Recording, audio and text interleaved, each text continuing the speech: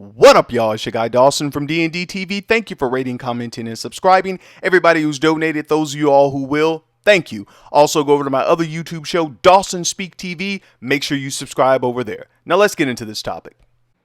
All right, now this is a topic that I know a lot of people get, they have a lot of opinions about, and that's fine. We all can agree to disagree. But the one thing I ask as the host of this YouTube show, this is my YouTube channel, that you all are respectful in the comments. Now, this is something I wanted to talk about. While I was looking on the internet, I ran into this article, and then I watched the YouTube video by Clay Kane when he had Grammy Award winning gospel artist Kirk Franklin on his show. Now, Kirk Franklin has been making award-winning music for decades now and is currently making waves in another medium. While promoting his podcast, Good Words, Kirk Franklin is coming out with a podcast, y'all. Check him out. The Grammy Award-winning songwriter spoke out against homophobia in the black church in a recent interview on Clay Kane's YouTube channel. Now, Franklin told the radio host, what is important to understand is that the pulpit is not a bullying place, and we have to also understand that no group of people are monolith. No black person, all black people are not the same, do not process the same. Not all LGBTQIA plus people all think and process the same. Take a breath. What? Oh, that was a lot, but Kirk has more to say. But I did not know they had that many acronyms for LGBTQIA plus now. I thought it was just LGBTQ. Nevertheless, Kirk Franklin went on to say it's that you have some LGBTQIA plus people that make decisions, like I have some gay friends who make decisions based on their interpretation of the Bible, and they live out their lives based on whether celibacy or whatever they choose to do, and they should have the right to do that. He went on to further warn against using the good book to justify homophobia. In his conclusion, Kirk explained further that we have to not weaponize the Bible to cover up. A lot of times our homophobic views have nothing to do with the Bible. A lot of people that maybe profess Christianity, they have views that are not bibliocentric. It's personal views that they do not understand, sometimes maybe the biology of homosexuality, so they want to find a scripture to justify their own homophobic views. You can't abuse people from a pulpit because that ain't love. That's not the gospel. To take a microphone and weaponize it to hurt people and to condemn people. Now, that's what Kirk Franklin stated. And I want to know what you all think about that. I want all of you all to get in the comments and let me know what you think about what Kirk Franklin just said about homophobia in the black church. And not only do I want religious people to talk about it, people who are also atheists. Tell me what you all think about that. Those of you who are gay or lesbian who watch my show, because I do have those gay, lesbian, I have transgenders who watch my show as well too. Tell me what y'all think about it, please. Don't let those people bully y'all in the comment section, because my show is for everybody. This is not the church show. I talk a lot about church issues, and I give commentary on it, and I will continue to do so. But we're going to talk about a lot of topics, and I want to know what you all think about what Kirk said. Let me know. I agree with Kirk. A lot of things he said, I agree with it, and Kirk should know. I mean, Kirk has been in the church for basically all his life. Kirk Franklin is what, all 50 something years old? Yeah, and he looks like he's in his mid 20s. So Kirk's been in the church all his life, and his wife is beautiful. I mean, his wife is just, man, boy, I'd never leave the house. Look here, seriously. So Kirk Franklin, I mean, he should know. And many of us who have sat in churches and who have heard pastors and evangelists and, prophets and prophetess and the chief apostle, all these people, some of them, when they got up to speak and they would preach, and when they got to the issue of, gays and lesbians, it would just not even be like, oh, I disagree with that. It would just be hate speech. And you'd be like, golly. And the church would go up and applause, and they would clap, and people would say, preach, say yes. Oh, yeah, that's right. And even as a kid hearing all that, I'm like, dang, y'all going too far. I mean, calling people names in the pulpit. And y'all call people all types of names in the pulpit.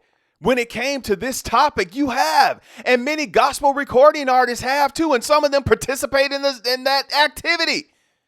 But no one, they could call that I've been in churches where people said this, and one of your favorite artists who's not married yet, and he's 60-some years old, Pastor McKirkland, Call people out. I'm being delivered, and I see a spirit of homosexual here and a spirit of lesbian here and all this, and I see a spirit. Oh, I see it. There's a spirit of homosexual in the atmosphere. I see it.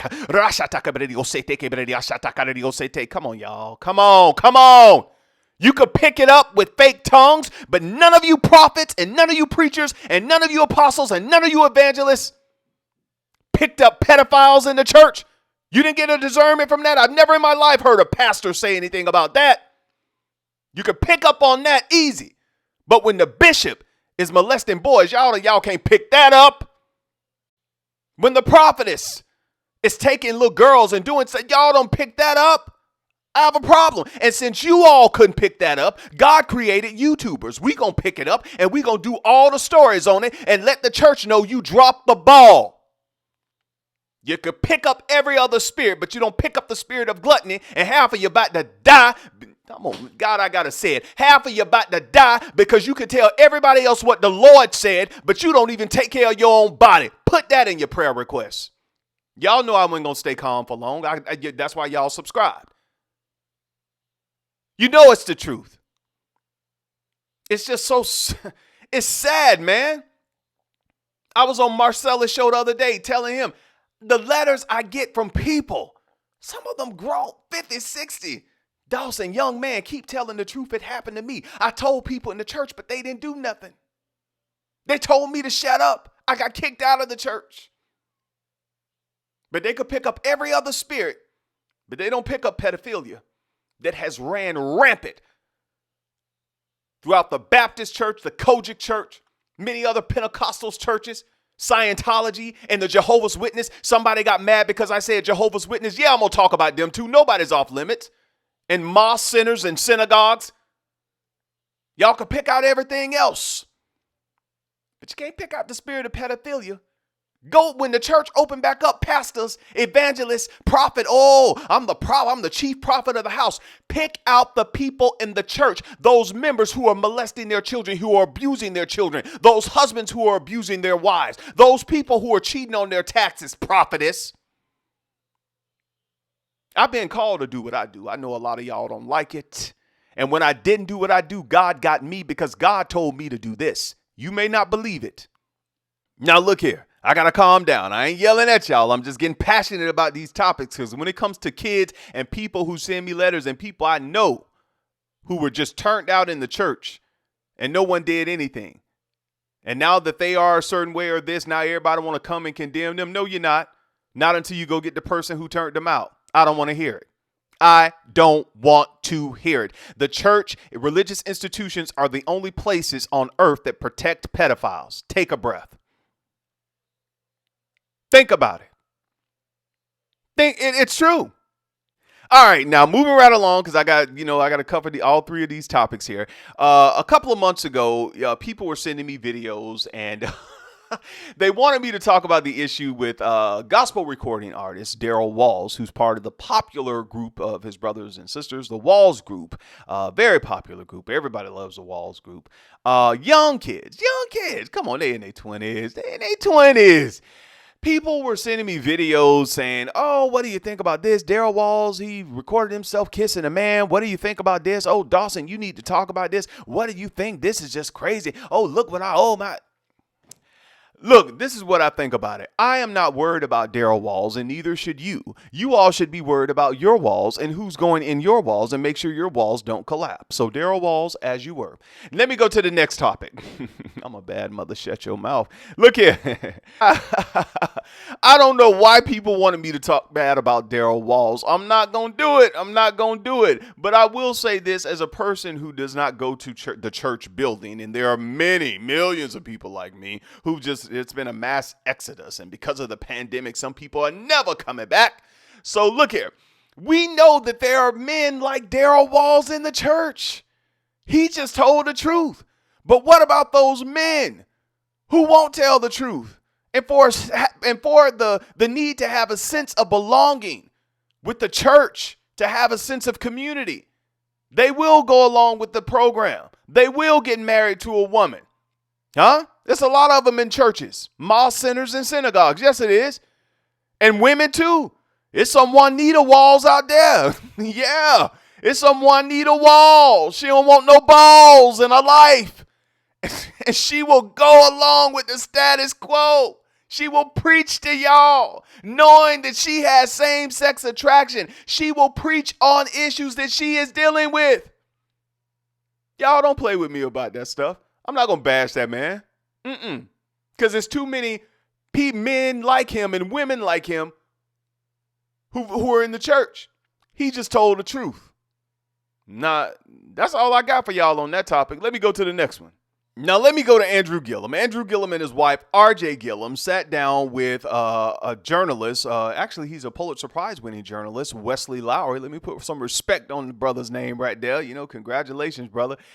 He sat down with them for an article that was going to be in GQ magazine. Actually, it is in GQ magazine. The journalist decided that he didn't only want their story or Andrew's account as to what happened that night he was found at the Mondrian Hotel in Miami Beach. He also wanted to talk to the other man who was there, which was Travis Dyson. And when he talked with Travis Dyson had a different story as to how things took place that night from what he remembers. He told the reporter, the journalist, that he had known Andrew only 2 weeks and that he met him on a gay dating app, and that Andrew did not just have alcohol, that they also did drugs, and they met up several times with him those 2 weeks. When I heard that, I was like, really, Andrew and RJ, this is what y'all doing? Because I think with this particular situation, if that is true what Travis Dyson said, that Andrew just did not do alcohol in that room, it's like, what do you have to lose now? I don't think you're ever going to run for political office again. You can be a political commentator, and Andrew and RJ have their own show on Quake Media. So if that is true, I don't see why would you lie about the drug part. I don't know. You all, let me know what you all think about this. And also, Andrew and his wife are doing a podcast, as I mentioned, on Quake Media, and they seem to be doing good as a couple, and I'm going to let you all see this clip right here. Watch. Are we strict or loose parents? I don't really know. I was thinking about that, and I don't even know how to answer it. I feel strict. I feel like I'm always... You are always yelling. Did nobody ask you if I yell? I said, are we strict the truth is, or when looser she's talking, parents? she's yelling. So it's like... I think I yell because I'm short. I think I have always had to make my presence known when I'm somewhere. Yes. I did this when I was little too.